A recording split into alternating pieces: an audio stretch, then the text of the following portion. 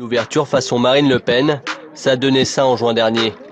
Gilbert Collard est l'invité VIP, mais un autre converti attire ce jour-là notre attention. Sur ses boutons de manchette, le symbole de la franc-maçonnerie, le compas du grand architecte. Ce que je veux vous dire aujourd'hui, c'est que chez vous, aujourd'hui, c'est chez moi.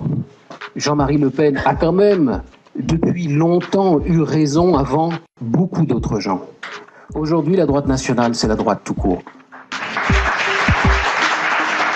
Un franc-maçon applaudi par des frontistes, la scène est étonnante. Surtout quand on se souvient des sorties virulentes de Jean-Marie Le Pen depuis 30 ans.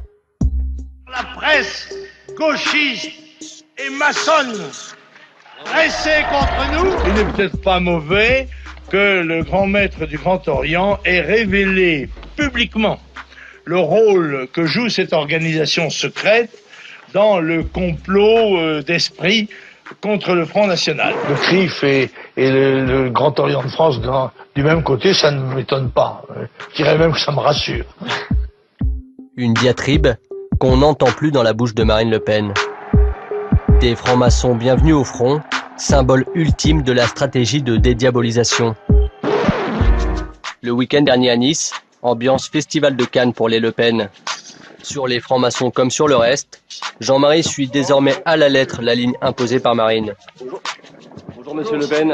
Est-ce que c'est une ouverture qui peut aller jusqu'à accueillir des francs-maçons au Front National? Je crois qu'il y en a déjà, je pense. Depuis longtemps? Ben, j'en sais rien, mais je crois qu'il y en a. En tous les cas, il n'y avait pas d'objection à ce qu'il y en ait. Gilbert Collard attire une nouvelle fois les caméras. Le président du comité de soutien de Marine Le Pen est lui aussi franc-maçon. Sur les réseaux sociaux, Collard assume son appartenance à la franc-maçonnerie. Il dit être frère depuis l'âge de 18 ans. L'avocat médiatique se revendique de la Grande Loge nationale de France, une obédience classée à droite. Ce jour-là, il joue les chauffeurs de salle pour Marine Le Pen. Alors je me suis dit, mais qui pourrait faire quelque chose? Oh, je vais le dire, hein, tant pis. Hein. Qui aura les couilles de faire quelque chose? Plus surprenant encore, Marine Le Pen est soutenue par un frère du Grand Orient, la principale obédience en France, classée à gauche. L'homme qui a convaincu Valérie Ledoux-Gay de rejoindre la cause mariniste, c'est Louis Alliot, vice-président du mouvement et compagnon de la présidente du FN. Alors tu as la chance de l'avoir la compagne que tu as, mais je crois que la réciproque est vraie aussi. Parce qu'aujourd'hui aussi tu prends des risques, hein, tu invites des gens qui ne sont pas membres du Front National, ça peut faire des vagues d'ailleurs. Valérie Ledoux-Gay n'est pas encartée au FN, mais son flirt avec le parti nationaliste n'est pas du goût de sa loge. La semaine dernière, il a été poussé à la démission. Pourtant, lui affirme toujours être franc-maçon. Sympathisant du FN et franc-maçon, c'est compatible? Mais je suis pas sympathisant du Front National. Bah, vous êtes ici aujourd'hui, non? Et ça change rien du tout. Ledoux-Gay, Collard, des francs-maçons assumés au service de la normalisation du nouveau front. Une double appartenance pas encore facile à assumer face caméra. Marine Le Pen, c'est pas un diable quand même. J'ai rien à voir avec des extrémistes, des nazis, etc. Quoi. Non, mais ces gens-là n'ont rien à voir aujourd'hui avec ça. Faut arrêter, quoi. Et j'espère que Grand Orient ou quelques autres vont être beaucoup plus tolérants que ça. Des frères bienvenus au Front National, ça énerve les tenants de l'extrême droite à l'ancienne. Exemple, Thomas Joly, désormais secrétaire général du Parti de la France, un mouvement qui regroupe des déçus du FN. Il y a un changement idéologique du Front National, c'est évident, et je pense qu'il y a une influence franc-maçonne dans ce changement idéologique au Front National. Il y avait dans son discours de nouvelle présidente du Front National de forts clins d'œil évidents à la franc-maçonnerie. Nous proclamons tout pour les citoyens, rien pour les communautés. Nous relèverons les valeurs traditionnelles de la République française. Les véritables défenseurs de la République, c'est nous. La République, la laïcité, des références nouvelles pour le Front National.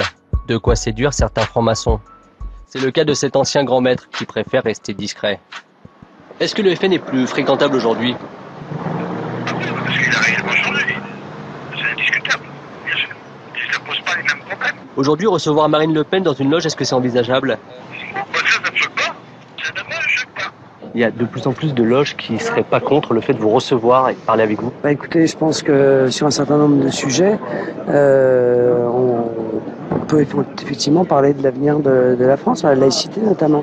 J'ai d'ailleurs été assez frappé, moi, de voir que les loges qui sont censées avoir la laïcité comme sujet principal de préoccupation avaient été assez atones, assez absentes dans ce débat sur les prières de rue. Je suis ravi de voir qu'elles se réveillent. Cette OPA de Marine Le Pen sur la laïcité, un comble pour le Grand Orient. Guy Arcizet est le grand maître de la principale obédience française.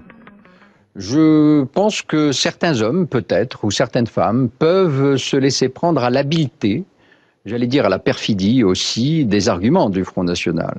Le Front National est en train de se construire une image vertueuse, républicaine. Tant qu'on ne parlera pas avec la laïcité de solidarité, nous serons très méfiants vis-à-vis de ceux qui veulent faire de la laïcité un outil d'exclusion, de xénophobie. Nous ne sommes pas dans cette démarche. Alors, y a-t-il une stratégie du Front National pour attirer les francs-maçons? S'il y a des gens qui sont au Front National et qui ont de surcroît une partie, qui participent de surcroît à des loges, tant mieux. Mais en l'occurrence, si vous voulez, je pense pas que ce soit leur appartenance à une loge qui fait qu'ils viennent soutenir le projet. Donc c'est pas une stratégie de la part du FN? Non, il n'y a pas de stratégie de la part du FN, non. Oui. Merci. Et ces choses-là ne dépassent, mais nous, on en est les organisateurs. Pour la présidentielle de 2012, le Grand Orient vient de lancer les invitations. Tous les candidats seront les bienvenus pour des séances publiques appelées tenues blanches, tous sauf Marine Le Pen.